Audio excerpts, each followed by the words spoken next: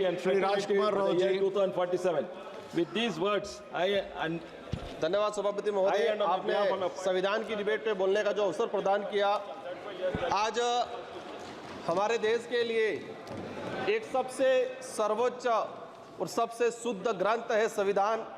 आज इस सदन में मैं पहुंचा हूं, कहीं न कहीं उस संविधान की मेहरबानी है और मेरे निर्वाचन क्षेत्र की जनता की मेहरबानी है। मैं संविधान को नमन करते हुए, मेरे क्षेत्र की जनता को प्रणाम करते हुए मैं मेरी बात को रखना चाहूँगा। इस संविधान के अंदर प्रावधान किया गया है कि इस देश के अंदर रहने वाला प्रत्येक वर्ग, और विशेषकर ध्यान रखा गया है जो इस देश का जो गरीब है तबका है, और आदिवासी समुदाय हो, एससी समुदाय हो, उनके उद्धार के लिए प्रावधान किए गए संविधान के अंदर। लेकिन आज बड़े दुख के साथ कहना पड़ रहा है कि 75 वर्ष हो गए, लेकिन संविधान के अंदर जो आदिवासी समुदाय के हित में जो प्रावधान बने हुए हैं, अनुच्छेद 244(1) के अंतर्गत 5वीं अनुसूची, अनुच्छेद 244(2) के अंतर्गत 6ठी अनुसूची के तहत अनुसूचित क्षेत्र, जनजाति क्षेत्र के प्रावधानों को आज तक धरातल पे लागू नहीं किया गया है। ये इससे स्पष्ट होता है कि वर्तमान या पूर्व की सरकारें जो भी रही हो, उन सरकारों को आदिवासी समुदाय के हित में और संविधान के अंदर आदिवासियों के जो प्रावधान है उनके लिए क्या मानसिकता रही है।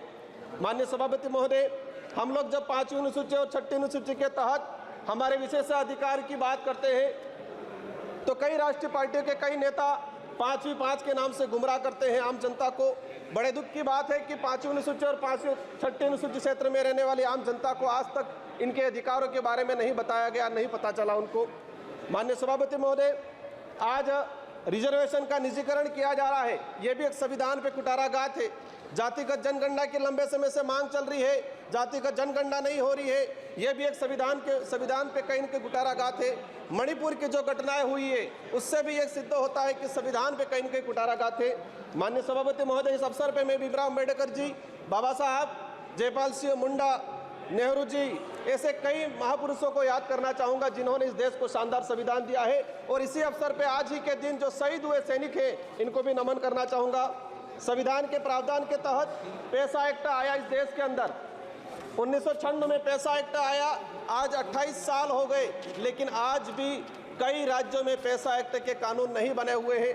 माननीय सभापति महोदय, पैसा एक्ट में प्रावधान है कि शेड्यूल एरिया के अंदर जो भी जमीन है, कोई भी उद्योगपति या कोई भी गवर्नमेंट लेती है तो उसको पैसा एक्ट की ग्राम सभा के तहत अनुमति लेना अनिवार्य है। लेकिन आदिवासी क्षेत्र के अंदर देखा गया है कि राष्ट्रहित के नाम से भूमि अधिग्रहण की जाती है, पैसा एक्ट को नजरअंदाज किया जाता है। हमने कई जगह देखा खनन के नाम पे पैसा एक्ट के तहत ग्राम सभा का बिना परमिशन के और लिया गया, कहते हैं राष्ट्रहित। आदिवासियों का घर उजाड़ के किसी उद्योगपतियों को जमीन देना कौन सा राष्ट्रहित है। आप देख सकते हैं, सबसे बड़ा उदाहरण है हसदेव का, जहां पर फर्जी ग्राम सभा गठित किया गया।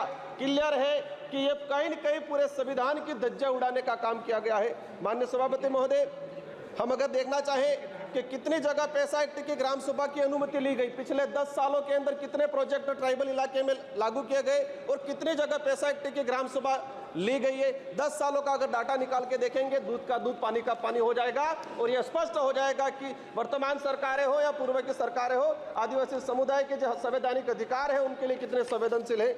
माननीय सभापति महोदय, आज अगर हम बात करें, जब जयपाल सिंह मुंडा संविधान सभा की जब चर्चा हो रही थी तो जयपाल सिंह मुंडा ने कहा था कि आदिवासियों को लोकतंत्र सिखाने की जरूरत नहीं है, आदिवासियों से लोकतंत्र सीखने की जरूरत है जो हजारों सालों से जीता आ रहा है।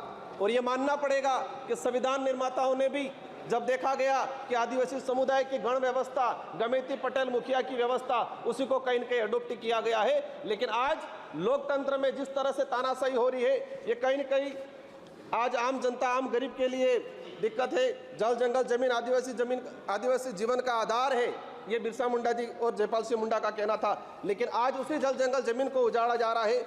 माननीय सभापति महोदय, आदिवासी समुदाय को अपना अलग एक पहचान, पूर्वजों के त्याग बलिदान आधार पर आरक्षण का अधिकार मिला है। और देश की आज़ादी में अगर देखा जाए, सबसे अधिक अगर त्याग बलिदान दिया गया है तो आदिवासियों का त्याग बलिदान दिया गया है, लेकिन आज उसको नजरअंदाज किया जाता है। हाल ही राजस्थान की सरकार ने ST/ST की जमीन को गैर आदिवासियों के खरीद पर अनुमति देकर ST/ST के संवैधानिक अधिकारों पर कहीं न कहीं कुटाराघात किया है।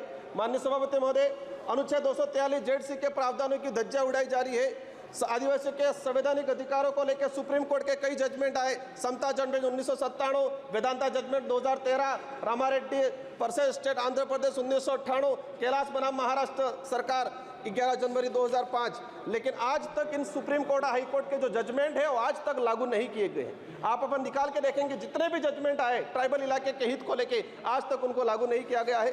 माननीय सभापति महोदय, हजारों वीरों के बलिदान के बाद Chota Nagpur tenancy act 1908, Santal Pargana tenancy act 1949, Wilson rules 1837, ये जो जितने भी जो एक्ट आए थे हजारों लोगों ने अपना बलिदान दिया था, इसके बाद आए थे। लेकिन देखा गया है आज़ादी के बाद इन किसी भी एक्ट पे कोई प्रावधान नहीं किया गया है। माननीय सभापति महोदय, मैं लास्ट 30 मिनट में आपकी बात में समझ रहा हूँ, मैं अपनी बात को रखूंगा।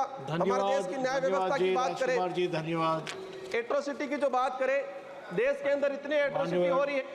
सभा की कार्यवाही शनिवार दिनांक 14 दिसंबर 2024 को प्रातः 11 बजे तक के लिए स्थगित की जाती है।